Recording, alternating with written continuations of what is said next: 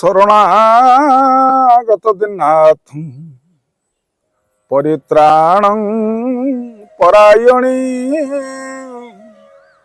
सर्वसाते हरे देवी माँ शारदे देवी नमस्तुते। जय माँ शारदा। आजिकार नीतिवाणी आरंभ करने पूर्व मोर ये परिचय उपरि जानी रखि तांतु। मु हेउची जने साधारण फिलोसफर प्रवचक ये सुरेश महाली। केवल ये समाजर मंगल पई आमे ये वीडियो को ये शेयर करूचु।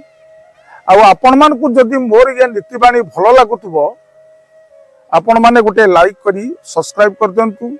अन्य मान को शेयर कले ये समाजर ये मंगल हबो। आसंतु नीतिवाणी आरंभ करबा पूर्व सुंदर कथाटीए। दक्षिण भारत जड़े साधुटीए चली चली चली चली चली चली जगन्नाथ मंदिर को आसता। सेई भक्तर ना थिला चकेई दास। चकेई दास जेतले जगन्नाथ मंदिर रे पहुंचले मागी जाची टिके अबड़ा खाई जीवन बितेइले। किछि दिन बीती जिबा परे से मंदिर बेढ़ा निकट रे गोटे बड़ छताटी को ऊपर रखी गोटे पान दुकान टीए कले। पान दुकान ये करिथांती सत किंतु मनटी सदा सर्वदा थाए जगन्नाथ पाखे। सदा बेले तुंडे थिबो श्री कृष्ण गोविंद हरे मुरारे हे नाथ नारायण वासुदेव। सदा बेले तुंडे प्रभुंकर नाम था एवं लोक माने यही नाम को सुनिया पई आसंती, पान भी खाती। चकेई दास खूब आनंद रे भी रहिला। जगन्नाथ महाप्रभु बलभद्र महाप्रभु दुईटी बालक वेश होइकी चकेई दास निकट को आसंती ये पान खाइया पई। चकेई दास से मानकु कुए, अरे धन तमे होचो छोट पिला ये पान काई खाउच। जगन्नाथ महाप्रभु कहती आमको बिड़िया पान टिके दिया आम खाइबू, ये कड़ा पान आम खाइबुनी। चकेई दास ये बुझे दिए कड़ा पान खाइबनी तम मुंड बुले दब। प्रभु बिड़िया पान खाती किंतु पैसा दियंती। चकेई दास कहला कहला रे बाबा तमे अनेक थर मोटू पान खाइलनी किंतु ये पैसा दौना। गरीब लोक बिचरा मु केमिति चलिबी ना, तमे ये पैसा दबाकू पड़िबो। जगन्नाथ महाप्रभु सेठी कहले आम बापा आसिले ये पैसा देबे। चकेई दास कहला अरे धन तम बापा किए मु तो चिन्हिनी, मु केमती पैसा मागिबी। जगन्नाथ महाप्रभु टिके हसीदेले कहले आम बापा होउछन्ती विराट बड़ लोक। आम बापा यही मंदिर को हाथी रे चढ़ी आसंती। तांको आगे ढोल बाजुथाए, कीर्तन होउथाए, आलोट चामर पड़ुथबो। सेई हाथी ऊपर जे बसिकी आसीबे सेई होउछन्ती आम बापा। किंतु चकेई दासर मन मानिलानी। कहला तम बापा को कहबी सत किंतु तम बापा जदि मो कथा को स्वीकार न करिवे। सेठी चकेई दास कौन कला जगन्नाथ महाप्रभु बलभद्र महाप्रभु दुईटी उत्तरी पकईथिले। कहले तम उत्तरी दुईटा जाक मते दियो जदि पैसा नहीं।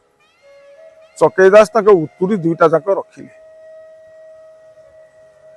ता परदिन जगन्नाथ मंदिर रे बड़ पंडा जेतेबेले ये पूजा करंती देखिले जगन्नाथ महाप्रभुंकर बलभद्र महाप्रभुंकर उत्तरीय नहीं। आश्चर्य हो गले, काली उत्तरीय पकईथिले आज उत्तरीय कुआडे गला, किए नेला। राजा कान को ये कथा गला।